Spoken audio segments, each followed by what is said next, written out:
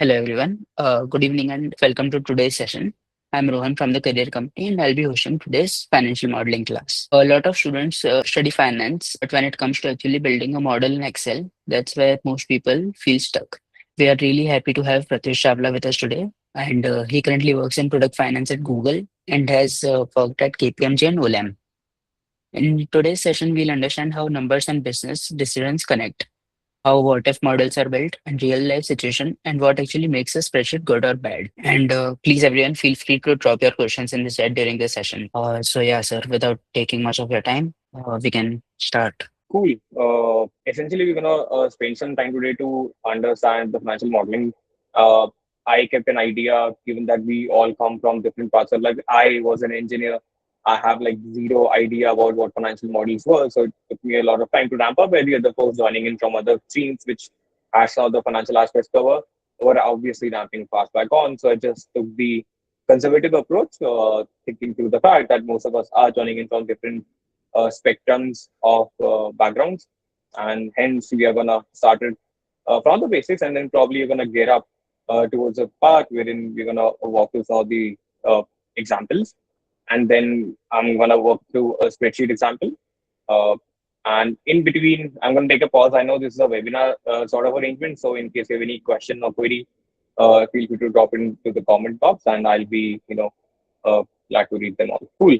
As I said, we're going to start with the real life impact case study. Then we'll delve into the basics, some of the requirements for the starting models, some of the live activity.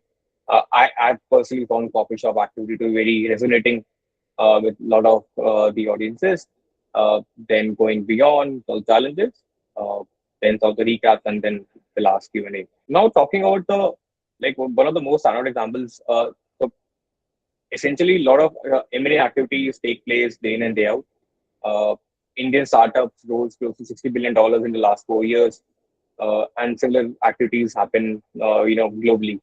But why I'm talking about a certain acquisition, which made the headlines, was the Walmart acquiring the majority share in the Flipkart at $16 billion valuation. Back then, it was a huge one, and it still is. Wherein the Flipkart that time was not making any certain profit. It was a highly loss-making company. So how does a company such as Walmart, which is supposedly the biggest retailer globally, is able to justify those kind of valuations? The answer lies in the financial modeling operational drivers. The M&A analyst assumptions were majorly operational rather than the historical losses or financially based. So as I said, maybe we are coming from supply chain, maybe we are coming from marketing, but depends on the company that you're working in. A lot of the inputs that we provide are certainly going to drive the valuation of the firms that we work in. So anyone of us, not working in finance may not be feeling that our contribution is not as important as the financial folks. It certainly is. Whatever kind of growth assumptions that we give are able to drive the financial valuations of the companies that we are part of. So in the case of Flipkart, certain metrics came into the place. So when I talk about metrics are very much industry relevant. For example, in e-commerce, we hear a lot about customer acquisition costs, lifetime values. Wherein in an infrastructure company, it may vary as per the domain. In a hospitality industry such as hotels or hospitals, etc., it may again differ. So specifically for this case study, the key drivers were the customer acquisition cost and the lifetime value of the customers. The internet penetration, because it's an e-commerce led company, so very important for us to understand how the Indian internet scenario was panning out back then in 2018. Then obviously supply chain, which tends to drive majority of the cost for the e-commerce aggregators. So all of these assumptions were baked into justify the kind of valuation for which Walmart acquired Flipkart. Cool. Moving on.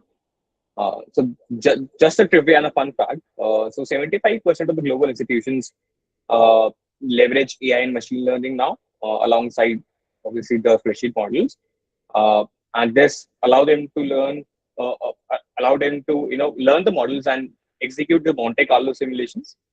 So just a side fact.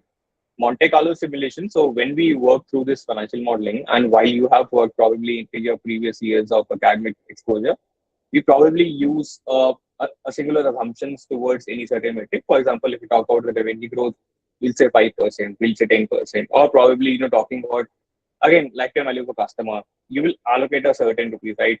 And it's not feasible for us to manually do the sensitivity analysis for all the range of values.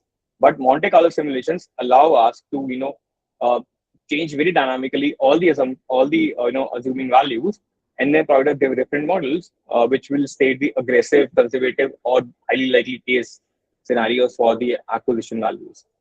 So this is again done by a lot of AI and machine learning algorithms, which are heavily trained in these data points. Coming back to the basics, what is a financial model? It's nothing but a financial translation of a company's commercial narrative. When I say narrative, is a story. Ultimately, the investment bankers are pitching the story, are pitching why the numbers they are saying are definitely what they are supposedly. And then it acts as a dynamic sandbox to allow us to forecast the future operational results. And when I say forecast, we certainly, as we probably head on to this activity, we'll also walk you through the spreadsheets wherein we all can play with and kind of, so put in certain numbers, and then we'll realize just making a 1% difference in a certain assumption may lead to a heavy variation in the company's valuation. So, a financial model certainly allows us to give that kind of latitude to change the inputs. Cool. And what are the primary use cases? First and foremost, valuation of obviously, building those discounted cash flows for the intrinsic value, and probably, transaction comparisons for transactions as well, for acquisition sites, private equity, buying in, well, let's say majority share in lots of the companies or the LBO model, and the corporate strategy. It's not necessary if my company is going to go for an M&A, but still very important for me to keep a pulse check on how are my financials doing and what's my company valuation. Let's say I'm not a listed company, that's very important for me to understand to gauge where do I stand right now. So even if I'm not in any transaction, it's very important for me to keep a holistic understanding of my company's valuation. There's something which I call the FAST model. You may come across if you delve into any specific course of the financial modeling. Uh, FAST stands for flexible, appropriate, structured, and transparent. So this is why flexible and appropriate, because whatever model that we build out to be in a financial model, we need to make sure that it is flexible. For example, if I build something today for a tech company, am I able to replicate it for a supply chain company? I mean, certainly not an apple to apple comparison, but is it flexible enough to to understand all the assumptions which I'm going to take? Is it flexible enough to incorporate all the macro scenarios which a company would have? Or probably if I'm working today uh, for let's say an FMCG company called let's say HUL, and am I able to replicate this model for let's say Colpal or anything, right? So that's the kind of a flexibility that we'll certainly need to have while you build out those financial models. And the next point is structured and transparent. Whenever we build out the financial model, it's very important for us to keep the tab inputs and formulas that anyone can follow logically. So understanding the broader terms, whenever we build out a financial model, it certainly goes through layers of run-throughs, or probably a lot of meetings, working with a lot of cross-functional folks who may have a different POV on the numbers that you may have. So anyone should be able to read them through, try to understand how X is connected to the Y. So very important to keep it very structured and transparent. The basic color code, I don't think probably need this today. Uh, just a trivia. It's better if you use the mouse less, because working on keyboards does keep the speed maximum. Now coming on to another basics of the financial modeling. These are called driver-based assumptions. So if you remember the first time when you talked about the Walmart scenario, we were talking about a lot of drivers, which are supply chain drivers, which would have led to the justified valuations of Walmart acquisition of Flipkart. This is again talking about those assumptions. So let's talk about a couple of assumptions. First thing on the left side, we see standard forecasting, which essentially uh, is not the best practice. Wherein we used to assume, let's say we have a flat YOY beta growth. Uh, and why is that a problem? Because it would ignore the ground level operation realities. Uh, let's say if I'm building a model and I say from 2026 to 2030, uh, the price of commodities, let's say, are going to grow at 10%. But what if something was to break down supply chain? For example, right now, the world way we live in, a lot of things are very dynamic in nature. Given the supply chain hurdles may come in, given some macro political tensions may arise. So it's very important to have a clear tab on, hey, this is not going to be 10%. This probably may go to 5. This may probably also go to 20%. So understanding how we break down these assumptions so that it is more dynamically modeled rather than a very standard model.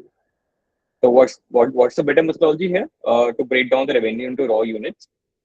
If let's say the revenue is the price per unit into number of units sold, and the number of units sold into cost COGS.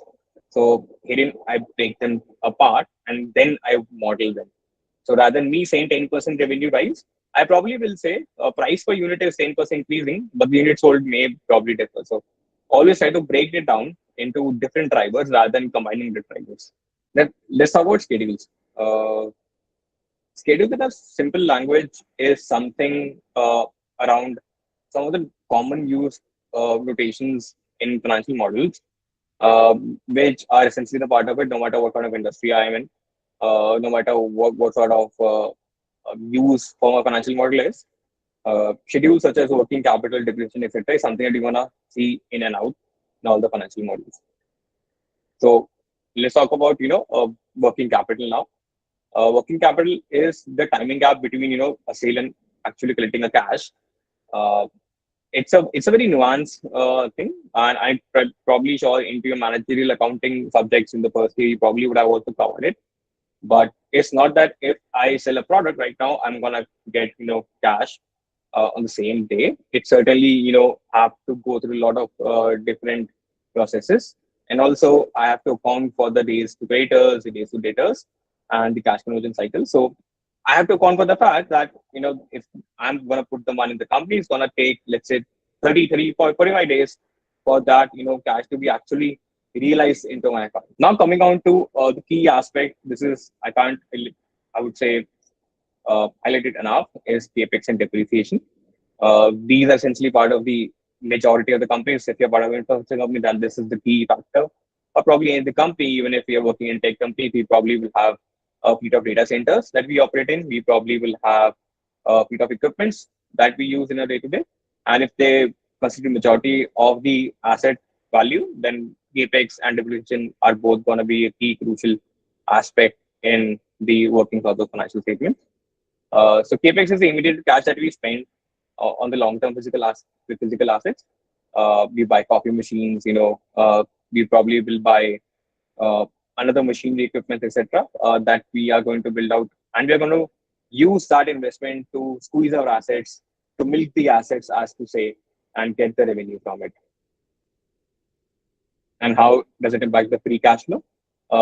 We'll have to subtract the capex in the free cash flow calculations. This is a first of all, it is a majority chunk. It is not pennies on a dollar. It is a huge investments that we do. And second thing, it is immediate. For example, if I'm working on, let's say, financial modeling of a company such as L&T, wherein majority of the investments are into, let's say, machines, or probably buying heavy equipment machines such as, let's say, bulldozers or cranes, I'm going to put that, in that area itself. And that is going to be considered as a chunk of major investment. And this has an immediate impact on my free cash flows. And when I'm building out a model, I need to make sure, let's say, if my crane lives for 5 years, then probably sixth year, I'm going to incur again a crane expense. So that's how capex is very important while we build out the financial models. Now coming on to depreciation, I mean, obviously coming from the folks coming from the accounting, or folks probably would have heard in every sale of life. So it's again very simple. It's the non-cash accounting expense, and we have to spread the initial capex cost across the useful life of the asset on the income statement. In the free cash flow, we have to add back the non-cash depreciation on the net income, since it didn't actually drain out the income, right? It had the income statement impact, but it didn't drain out our actual cash from that. Whatever impact it had, it's going to show up in the increasing capex investment, but not on the free cash flow. Another key aspect, the debt schedule. So when I say schedules, probably think of a spreadsheet wherein every year I have these columns baked in. Wherein every year I have allocated that, this is the debt schedule and this is the CapEx, this is the depreciation. So these are recurring. These are always going to be into present your financial models, no matter what the case may be. So similarly for the debt schedule, closest comparison will be the, let's say, EMIs that probably we pay. So this is the capital structure flow. We'll have to understand that the interest expense that we owe does have an impact on the net income, and essentially it is nothing but beginning debt balance into the interest rate. Principal payments are paid down using the available cash, going directly into the cash flow statement. So all the principal repayments that we do directly affect the cash flow statement, and very easy to execute it as well. You probably may use yearly scenarios wherein every year you just break it down, what's the interest you're paying, what's the principal you're paying, and then you finally connect that to your financial model. Cool. As Shia said, Shia, thanks for the heads up. Yeah, feel free to drop into the comments, and probably I'll take it up when we pause. Cool then. Amazing. Going for the three statement linkages. So obviously the golden rule is all the three statements are connected. Probably you would have heard this into a lot of the interview questions that we had when we were going to MBA, or probably when we are probably sitting for placements and all. Can't say this enough. It's a universal rule in, let's say, in science, and obviously in accounting, that all the three things are connected. So just a quick reflection on how we leverage that connections while we build out the financial model. Cool. The first thing is the retained earnings. That's the part that we see into the balance sheet. So net income from the bottom of the income statement does come to retained earnings. So while we see the balance sheet and the debt and the equity side, so in the equity section we see the retained earnings. So this is the accumulated profits for the lifetime of business. Then we have the cash starting point. Net income is also the absolute top starting of the cash flow statement. So if you would have heard, how do we translate cash flow statements if we have the net income with us? So that's where this comes in. This is the anchor point for the indirect method of cash reconciliation, wherein we adjust for all the non-cash expenses. Similarly, what we did for the depreciation into the last slide. Cool. The balance sheet. So again, when I talk about it, I'm not necessarily saying that all the outputs will be expected from you while you develop a financial model, but any of the part may come up and will be crucial. Again, I can't say this enough. Even if you're into summer internship, right, you may or may not be asked to deliver a financial model. But in case if you are able to show some tangible impact, and just a side tip, while I was working through my internship back in Airtel, uh, I had a completely unrelated role, but I was able to translate the impact which I currently had in my project to the final outcome into the Bharti Airtel's P&L. And that actually made a mark while I was delivering my final presentation, because that's where I was able to showcase, hey, I have the skills for the required role. Plus, also, I can think from a broader aspect, wherein I have a, let's say, an understanding of, how the balance sheet, how the income statement will work. And I just had nothing to do but just to merge them together. So I was able to come across as a holistic leader. So just a side tip for you folks as well. Not necessarily push it into your current work or the project that you are having right now, but also if you think you're making a broader impact, it won't harm to showcase some of this impact translating into the revenue numbers, or probably cost saving, or probably how in the longer run, uh, as we see in the financial modeling, even if we take X% growth, 5 years down the line, that's the impact that I'm gonna have. So probably think from that lens as well. Cool. Coming to the balance sheet, this is the ending cash balance calculated at the bottom of the cash flow statement to the cash in the asset section. Uh, when we link it correctly, uh, assets will equal liabilities plus equity, plus the equity. Naturally, no adjustment. I mean, obviously, once you start balancing out stuff, it will obviously be balanced out. This is where we get to some of the deep dives. And again, I mean, you would have heard it in a lot of many forums, but it's not as complicated as we sometimes make it out to be. It is unlevered free cash flows. The first is the operational cash. It is a cash generated by the business before accounting for the debt payments. It does represent the cash available to all the capital providers, both debt and equity. So standard DCA model exclusively use the unlevered free cash flows to value the core operations, whereas the levered free cash flows is the cash available to equity holders only.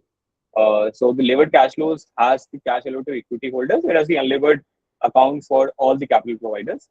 It is nothing but EBIT into 1 minus tax plus depreciation because a non-cash expense minus the capex minus the working capital. Again, if it comes up to the point where you need to it, we can probably do your working on unlevered free cash flow, or else just an understanding of normal free cash flows is more than sufficient. Cool. This is interesting. This is what I really like, and this is something which has been changing the global scenario altogether, which is the cost of capital. Uh, as the name says, is the uh, if I'm going to raise some capital or if I'm working on certain capital, what's the cost of it? Very simple analogy will be if, let's say, I'm buying a home on EMI, my home loan will be, let's say, the cost of capital which I borrowed from the bank. But when we work with institutions, this becomes really complex. So it is defined by the formula, wherein there is nothing but the cost of equity into equity divided by valuation plus, uh, I think, cost of debt plus the ratio of debt into 1 minus tax. The cost of equity into ratio of equity plus cost of debt into ratio of debt, it just has an additional tax shield because all the payments that we essentially do are kind of tax free on the debt payment side. So that is something which kind of lowers it. Uh, Also, probably would have heard why we have cost of equity higher than the cost of debt, because essentially also when we're building a financial model, it is very cheaper for us to pick up the debt, but equity comes with allocating the rights of the company. So in a longer run, it may become very expensive for a founder to dilute the equity, whereas debt covenants are not that hard. It may require some of the structural changes, but it is not essentially asking you to give part of the company to the lending authority. So while building the financial models, we have to assume, let's say, if I were to, let's say, I work in a company and I were to buy some equipment, where the money will be coming from? Will it come from, raising new equity, or probably, getting new debt from the banks? Or I have to make certain assumptions, because those assumptions will command how I bake in the cost of capital. And ultimately, if my cost of capital comes out to be too high, then it becomes very difficult to justify to the shareholders that I'm making a very sound financial investment by buying those machineries, because they are not supposed to give that output as kind of cost that they are incurring. The next part is the terminal value.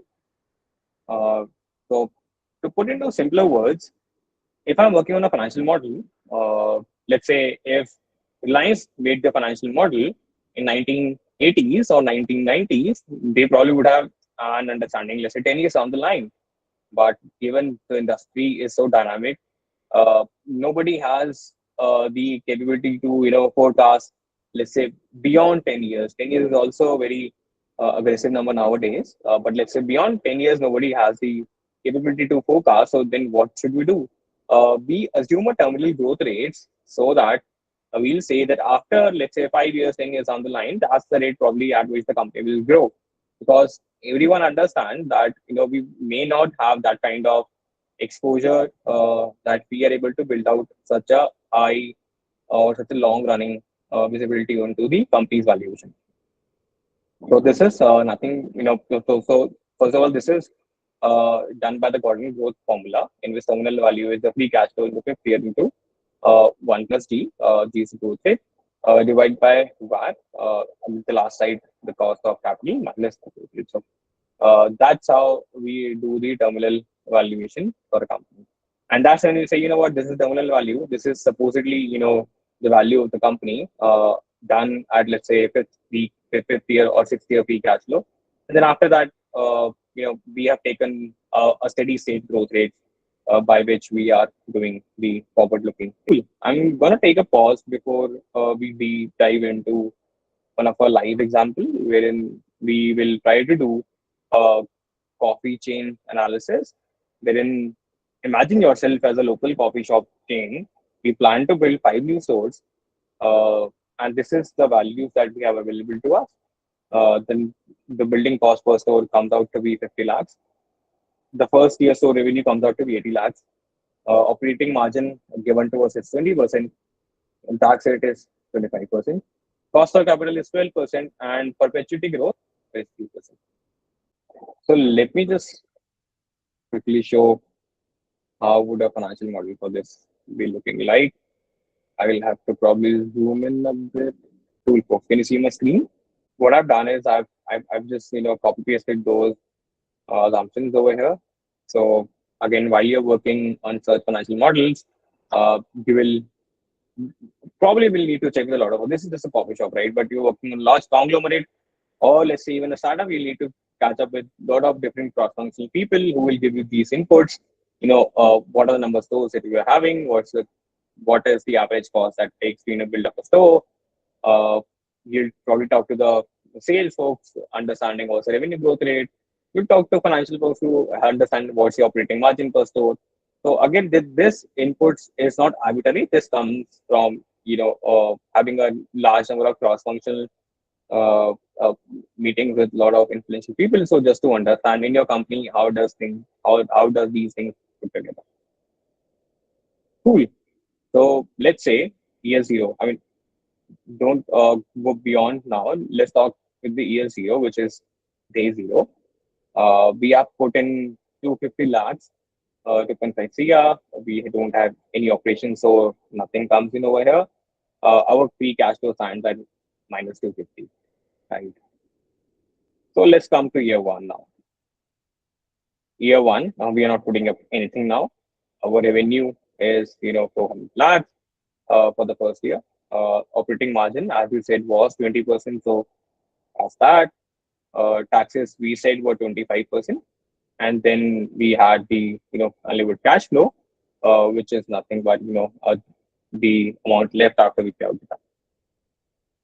Similarly, for year two, we bake in the assumption of revenue growth and so on and so forth. So that's how we are able to forecast the revenues. Then the operating profit, which is certainly we are taking 1/5 of the total revenue that we have.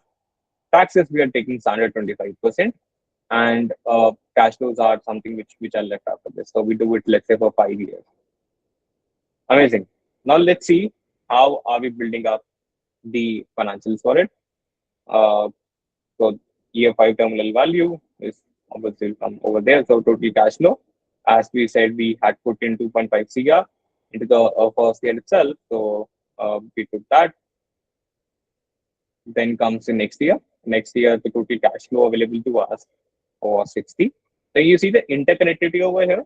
So if I were to change some of the assumptions, my whole model needs to be changed as such. So everything is again very playable. We need to make sure that we build out these dependencies and flexibility. So if I were to share this spreadsheet to, let's say, another person who's probably working in marketing, and probably he or she will come up to me and say, revenue growth looks very moderate. Let's kind of build it out for 10%, or I'm hoping for 20% growth, right? So they would also be able to add those inputs and be able to see what kind of impact would it be. Now coming to the discounting factor, discounting factor is something that we use to discount the cash flows essentially. So because 12% is something that we've taken as a WACC, so this will increase as the years goes by. So if you remember the formula, it's one plus the risk power number of years. So we do the present valuation for all the free cash flows, uh, and then we build it out to be. So the net present value comes out to be the sum of all, which comes out to be 460. So again, a very lucrative investment. Putting up 250 and getting 460 is something that coming out to be very amazing. So this is just another table for margin calculations. I don't think necessary as such, but just to understand how these things will be built out when we change the margins. So you see that if 8% was there. I mean, if if we try to increase the WACC and the margins, how does the valuation build out to be? So uh, again, this is very important just to have an understanding for sensitivity analysis. Then we realize how the cost of capital or margin influence can change the valuations of the company. Cool. I'm going to take a pause. If any questions on the activity. We have a question in the Q&A box from Devansh Kumar Mhm. asking to explain terminal value and its relevance. Okay, cool. Let me quickly go back to that slide.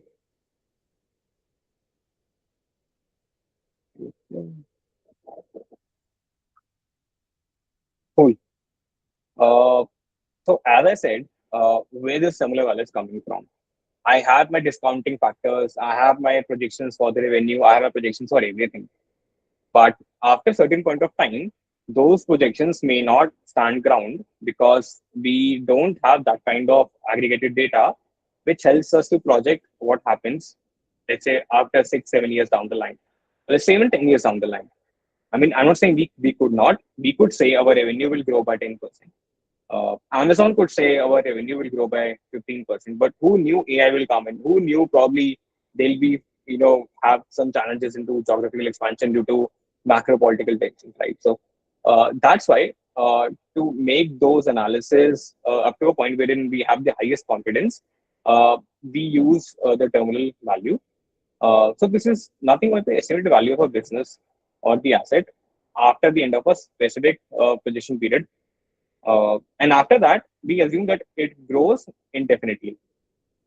So if you understand the accounting, there was a theme called, uh, I'm forgetting it, but essentially it said that it's an ongoing concern. Every business is an ongoing concern, right? Whenever we do a certain modeling, so we do projections up to a time where we think it is projectable or it is the business cycle. And then after that, we use the end of that terminal, we use the terminal value concept to make sure that, after that it grows indefinitely. Uh, Essentially, to put it in a very layman terms, it is because we can't predict the business cycles after X number of years, and then we use the fact that this is the value after 6 years, and after that, if it grows for 10%, this is what your company's valuation stands for. So if somebody come up to you tomorrow and say, you know what, the terminal value of company is 200 crores, and the cash flow value after 5 years, it is say 160 crores. So you can make an understanding that that guy made a model after 5 years, my company values at 160 crores, and if it were to grow indefinitely, it is going to be valued, let's say 200 crores. So these two inputs, if you have, you can make an understanding of yourself that up to a point that this was controllable, up to a point that I had a visibility among the factors which are going to drive my financial model, my valuation stays at 160 CR.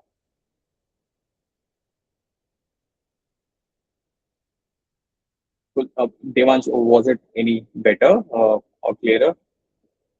So Devansh has a follow-up Okay. question. Yeah. TV covers the macroeconomic factors also. No, nothing would cover that, I'm afraid. We could just leave up to a point and state this is, imagine something that we would want to shake our hands off and say, you know what, I'm just saying 10% is going to grow. If something happens, I'm not responsible for it. Just going to, phrase it out and say upward that, 10% is something that I can assume of.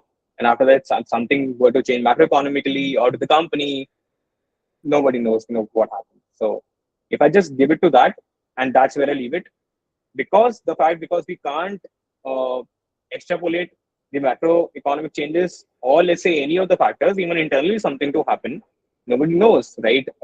If a company were to become irrelevant because some technology changed, it's hard for us. So that's why we say the terminal value is at 200 CR, assuming a 10% year-over-year growth rate. If you were to delve deeper, probably change the growth rate if you think the scenario is changing or altering or whatever. But only these two inputs are important for us to make sure that we are becoming clear to the other audiences, which probably are trying to acquire a company. So we just put this into black and white, saying the terminal value and saying the G, which is the growth rate that we are looking.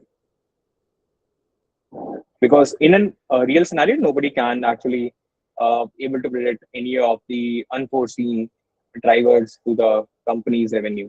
Cool. I think this is webinar, so we can do a live session. But in case you have your spreadsheets on, just make sure we don't do any hard coding. Whatever we do is kind of always linked to the cell. It helps us to keep the spreadsheet updated. Some of the pitfalls. I mean, this is again good for you when you get your post-it delivered. Cool. This is a session on a brief financial modeling. After that, I'm going to talk through about the recap and a small case that we have. But before that, if you have any questions, feel free to again drop in the Q&A or let me know. Yes, we have another question from Sagne asking, we are often going to be asked with modeling companies that have near zero, if not very negative net margin generating companies, due to the virtue of them being a startup or growth stage company. How do we model for valuing investments, initiatives, projects that aims to market share capture? Okay, cool. I think this is a very common fact, and this is something essentially going on with all the startups going on right now. So all the startups which are going for pre-seed valuations, some of the startups don't have even any kind of paying customers into their kitty, and they still would want to go for raising money. So there are several methods that we can do to value. Uh, right now, some of the cool methods which are going on are based on the unit economics and the lifetime value and the customer acquisition cost. So think of it this way. Uh, we understand the customer acquisition cost for a company. It's going to be a bit detailed, so please bear with me. So what is customer acquisition cost? Let's say if I am a company such as Mama, wherein my acquisition comes from marketing, and I run Google Ads, and I know that spending 2,000 rupees will get me one customer acquired. So basically, think of that as a customer acquisition cost. So you load in all the marketing spend, sales salary, every cost, and the number of customers. That gives you the customer acquisition cost. And then you model the lifetime revenue per customer. Then use Mama will say, you know what, one customer gets me 15,000 of merchandise while they are with us. So I buy cream today, tomorrow I buy a shampoo, and all the time that I'm associated with the company or the total product I'm buying for myself comes out to be 15,000, right? So 15,000 was my LTV, and my CAC, became let's say 3,000. So 15 by 3, 5. So my lifetime value to CAC becomes 5. So that becomes a comparable. Then I use that comparable with the other profit-making companies or with the other companies to understand how should I value myself. And again, I choose a company such as listed in HUL or probably one of the recently listed startups, which probably was in the same company. I use that comparables to bake in the valuation. So we move away from the financial drivers and we move towards the operational drivers in that scenario. And the other thing can be obviously other thing that we have seen highly in the industry was the market share capture scenarios, wherein we use the S growth curves. Uh, Essentially, market shares for Mama come to get let's say 5%. For the listed comparable company, comes at 10%. We assume the growth trajectory not to be linear because it's a startup. Probably can be a J, can be an S, and then we model that given the previous data, and we say that 5 years down the line, this is the valuation for the company. Right. So we use those curves, as we said, right? We won't assume it's gonna grow at 5%. We probably use a different statistical model to assume what's the yearly growth rate in the next 10 years look like, and we then bake that in. But obviously, you're going to rely on to a lot of comparables for the listed companies or for the companies who have their valuations disclosed, because sometimes relying on discounted cash flows or the enterprise values may not be applicable to this point. I hope I answered that. I'm sorry, I didn't catch the name. Devans. Any other question, Rohan and Shreya, on the Q&A chat? As of, oh yeah, we've got one more from Tanishk asking, If any company or say sector is overvalued right now, let's say AI, so how we can make a modeling for the same methodology works. Okay. Okay. Uh, Very relevant. And this is where the boundary for the conventional valuation, does make out. So it can work both way. Uh, a funny scenario wherein in US, a company manufacturing shoes uh, pivoted from making shoes to AI, and their stock, grew by 40x, right? So in that scenario, all the conventional, financials will break. But let's say if you're talking about overvalue, undervalue, we certainly come back to the basics and let's talk about the cash flows that the company plans to leverage. This again can be a very good comparison nowadays because think of AI, right? Think of companies such as Zoho, right? Which is very much to the cusp of breaking into AI, and they will say, you know what, we are pivoting to AI, and we want to do the valuation. So let's weigh out the both pros and cons. The pros is incremental revenue. So a DCF does translate the revenue and subtract the cost and come back to net income. So we come to the fact, you know what? If you project going into new AI stream, you're going to launch a new product. That new product has this total addressable market, and then you work our way out. What's the market share that we tend to capture into the SaaS AI industry, and then we come down to a point. This is the forecasted revenue for us. On the AI front, we also taken the cost. So right now, all the companies that are pivoting into AI are are highly overvalued because the revenue aspect is totally baked in, and that's exactly there. People probably are start going to pay for the AI services, but the cost aspect is something that we are missing on. That's why we say a very highly inflated financials, because cost does involve training the models. Cost would involve getting new data centers. The cost would involve getting new manpower who are technically adapted AI.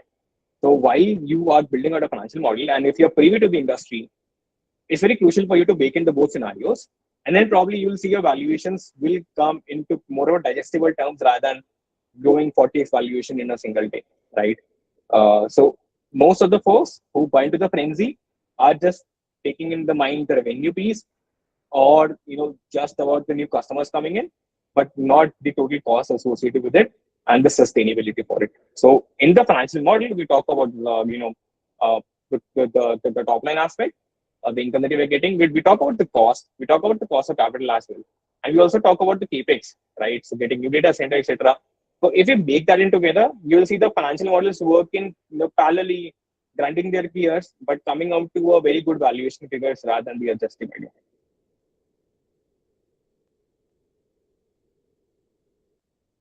Cool.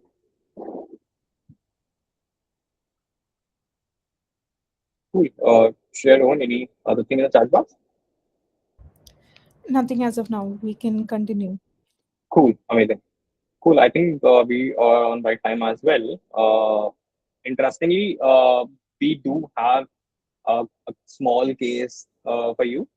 So what we're going to do post the session, you probably will get emails from Rohan and Shreya. I hope, Rohan and Shreya, you have the circulation email IDs wherein you can share across this Yes, sir. to the forum.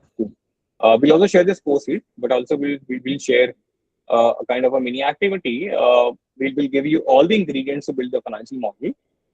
And what you'll require to do is to build a 5-year, three-statement financial model for the fictional SaaS business.